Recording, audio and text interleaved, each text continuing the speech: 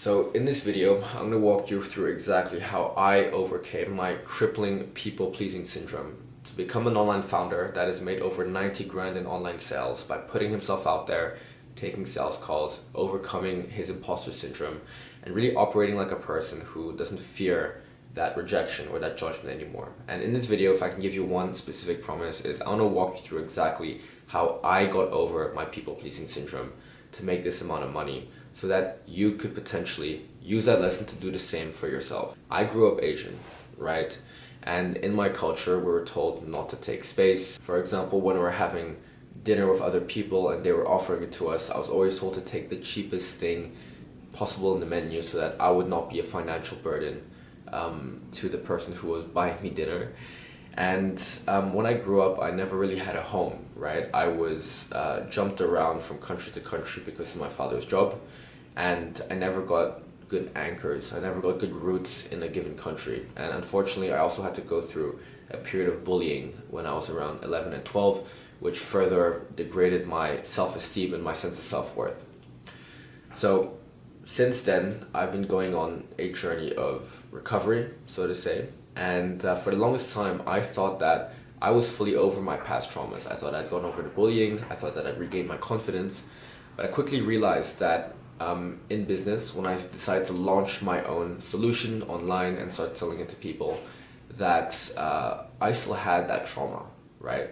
Every time I would make a big decision, I would have that voice in my head that was telling me to procrastinate and to make sure that everything was ready. Like I had to get it. I'd make myself do landing pages. I would build resources. I would just do so many unnecessary things when all I should have been doing was putting myself out of my comfort zone and selling to people in the DMs, taking on calls and speaking to more people. But because of my people-pleasing syndrome, I stopped myself from doing that and I lied to myself saying that I just had to get other things ready before I could do that. And that was the traumatized part of me that was speaking to me. Anyways, this really hurt my growth. It really damaged it. And it was not until I found this one shift and I managed to overcome it, and I'm still overcoming it right now, but it's at a point where I'm in control, that's when most of my success, so to say, started coming in. That's when most of my revenue started coming in. That's when we started hitting our 9K months. And we started getting many clients for the agency and also for the coaching business. And it's really simple. It's something that everybody can apply. And I want to walk through it right now. In 3 words, the mindset shift that allowed me to get over my people-pleasing syndrome was basically to have a bias for action in every single component of my life. This meant that I had to put emotions to the side whenever I had a decision to make. And my entire goal was just to act. I didn't care if it was the right decision or the wrong one. I just wanted to act. And the reason being because for the longest time, I didn't know, for the longest time, I would feel so much fear when I had to take big decisions. I remember my first sales call I took when I was like 20 something. And before the call, I was having cold sweats. I was so pale. I could feel my stomach going up in my throat. And it was just a call. But my people-pleasing syndrome was screaming at me, being like, what the fuck are you doing, man? Like, what are you doing over here? And I was like, I never want to take a sales call again. That fear was too strong. It pushed me away from doing high leverage activities like sales calls, which are key to a business's lifeblood, right?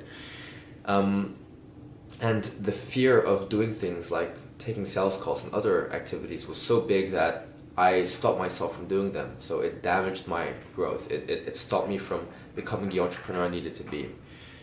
It was not until I saw a clip of Alex Hormozi talking about this thing called the habituation loop, which is basically how your brain, when you're doing something new where it sees a threat, for me, for example, it was the sales call, it'll activate its adrenal system and shoot cortisol and adrenaline and norepinephrine into your brain, which causes you to have that, sweat, nervousness, panic response to the action that you're doing. And he said that the way to lower the adrenal response is to create a habituation loop, which means that by doing an action over and over and over and over and over again, your brain will get used to that action. It'll get habituated to it, and your adrenal response would lower.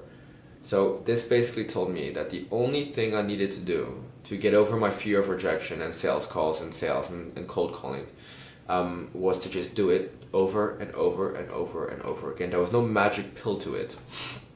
And that gave me a lot of clarity, because for the longest time I thought I was cursed in being this way, right? I was like, I'm never gonna make it, or nag me.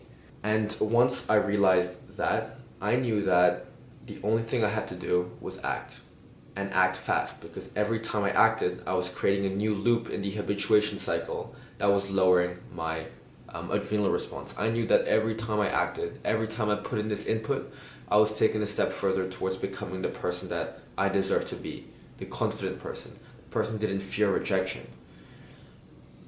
And no matter how uncomfortable I felt, I even got to a point where I brainwashed myself, where like this discomfort, like I like it, like this is helping me. The harder this is, the more and the more my brain sees me putting myself into the fire, the more it's gonna know that this is a normal activity. And I kept on doing it, I kept on doing it, I kept on doing it. And in the beginning, right, I was fucking horrible. Like I would hop on these calls, I would speak publicly, I would do all of these things where I would feel very nervous and have a panic attack doing it. I would stutter, I would fail, I would fumble very hard. But over time, gradually, it took its time, but bit by bit, the fear started getting lower. The sweats started not coming anymore. The confidence and the ability to feel at peace during these actions grew. And over a course of, months and even years, I finally became that guy who no longer feared rejection, no longer feared judgment of others, no longer felt the need to say yes and people please. And all of a sudden, I became that guy who didn't care what other people felt.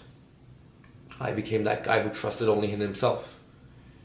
And I was able to do all of that by putting my emotions to the side and just going through that habituation loop as fast as humanly possible. And I did that by having a bias for action for everything.